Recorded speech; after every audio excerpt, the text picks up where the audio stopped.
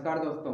तो कैसे हैं आप सब। आज हम अपने नीति शास्त्र चाणक्य नीति का 8वां अध्याय शुरू करेंगे। अगर आपने 8वें अध्याय का पहला पार्ट नहीं देखा है तो जाकर देख लीजिए। बहुत ज़्यादा इम्पोर्टेंट उसमें छोटी छोटी बातें ऐसी बताई गई हैं जो आपने पहले सुन रखी होंगी परंतु आप उन पर अमल नहीं कर रहे हैं, जिसमें आप आज के टाइम पर आपकी हेल्थ खराब है, आपकी सेहत खराब है, जो चाणक्य जी बताते हैं। और आज 7 जुलाई है, 7 जुलाई 2021।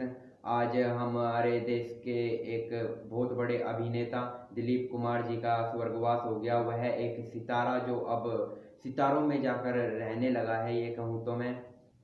उनकी मूवी का मुझे एक बहुत अच्छा डायलॉग याद आता है कि उन्होंने कहा था, जोरागर, अगर तुम्हें ज़िंदगी में बड़ा बनना है तो तुम्हें छोटी हरकतें या नीची हरकतें छोड़नी होंगी। ये मैं अपने कंटेंट से ही रिलेट कर कर इस डायलॉग को समझाया, थोड़ा बताया आपको, ताकि आप इस डायलॉग पर अमल कर सकें और इसे थोड़ा समझ सकें कि इसमें दिलीप कुमार जी क्या कहते हैं। तो आपको छोटी हरकतें, घटिया हरकतें छोड़नी होंगी। छोटी घटिया हरकतें मैं आपको पहले भी बता चुका हूँ वीडियोस में, और अब फिर से बता देता हूँ। घटिया हरकतें होती हैं दूसरों की निंदा करना, चुगली करना।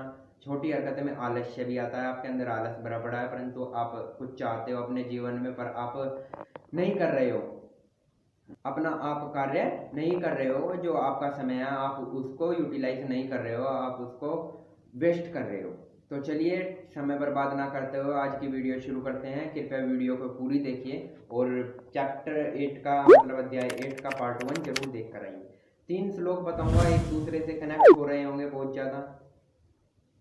आज की वीडियो के पहले श्लोक में आचार्य चाणक्य बहुत ही अच्छी बात कहते हैं। यहाँ पर आचार्य चाणक्य जी बताते हैं कि जो गुणहीन व्यक्ति होता है वो रूप वाला होता है। अगर कोई सुंदर है, वो रूप वाला है परंतु उसके अंदर कोई गुण नहीं है, वह अपना कुल का नाम नहीं बढ़ा रहा है, तो वह बेकार है, वह किसी लायक नहीं है व्यक्ति, उसको कुछ हासिल नहीं होने वाला, उसका कुछ फायदा नहीं है। दूसरी बात इसी श्लोक में कही गई है कि विद्या को अच्छी प्रकार से अगर हम हृदय गमन ना करें तो वह बेकार हो जाती है। मतलब उसका समय समय पर हम अभ्यास ना करते रहें, जो हमने विद्या सीखी है तो वह हमारे जीवन में बेकार है, उसका कोई लाभ नहीं है। क्या फायदा उसका अगर हम उसे भूल जाएं।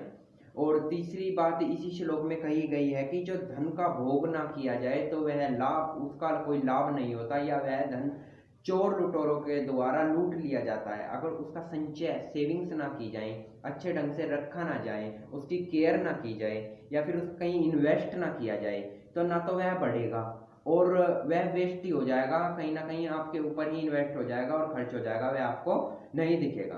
तो यह श्लोक था, आज का पहला श्लोक था इंपॉर्टेंट। अब इससे अगला, इससे ही कनेक्ट कर कर हम पढ़ेंगे।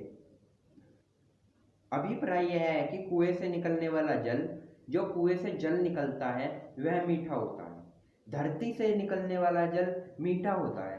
अगर हम यहाँ पर सीधा सीधा मतलब कहा गया है कि जो धरती से जो लगे हुए जो लोग हैं ना, connect to earth, bottom to earth जो लोग हैं ना, वो मीठी वाणी के होते हैं, अच्छा बोलते हैं। हवा में उड़ने वाले होते हैं वो बेकार होते हैं, और ऊपर से जल जो बरसता है वो भी बेकार होता है। उसी प्रकार से जो हवा में लोग उड़ते हैं वह बेकार होते हैं। दूसरा कहा गया है कि पतिव्रता स्त्री होनी चाहिए जो पति की सेवा करे और पति की हर सुख दुख में उसका साथ दे। सुख में तो सभी साथ देते हैं, दुख में साथ दे, गरीबी में साथ दे, वह पतिव्रता स्त्री होती है।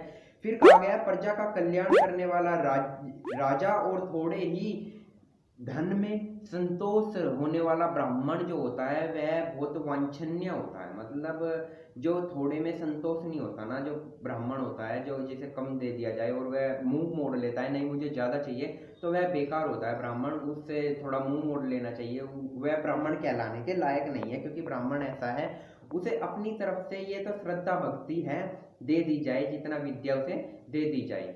और जो प्रजा का राजा होता है उसका धर्म होता है कि वह अपनी प्रजा की रक्षा करे और उन्हें समय समय पर बोनस टाइप देता रहे, जिससे उनका राजकोष में मन लगा रहे और काम करने के प्रति उनकी उत्सुकता जागरूक होती रहे। उसी प्रकार यहाँ पर संदेश दिया गया कि राजा का, आजकल राजा कौन है?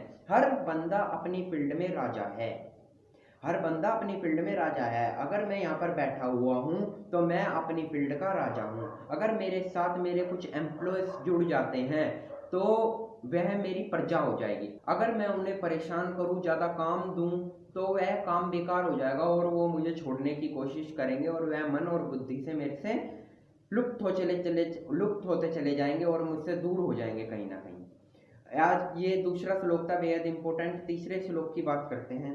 उपरोक्त श्लोक में स्पष्ट है कि ब्राह्मण को संतोष, राजा को महत्वाकांक्षी, वैश्य को निर्लज और परिवार की सतग्रस्त स्त्री को शील संकोच की देवी होना चाहिए। ऊपर वाले श्लोक में यही बताया गया है। मैंने इससे कनेक्ट कर आपको सारी बातें बता दी हैं। तीसरे चौथे श्लोक की बात करते हैं। आचार्य चाणक्य इस श्लोक में विद्या के महत्व को बता रहे हैं।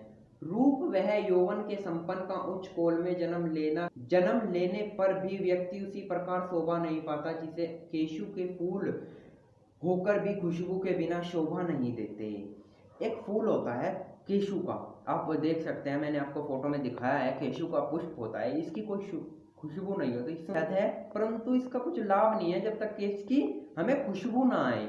और इसी प्रकार जो व्यक्ति अच्छे कुल में पैदा हुआ है, उसका परिवार बहुत अच्छा है और वह सुंदरता से अच्छा है, उसका परिवार का व्यवहार अच्छा है, परंतु उसका व्यवहार अच्छा नहीं है।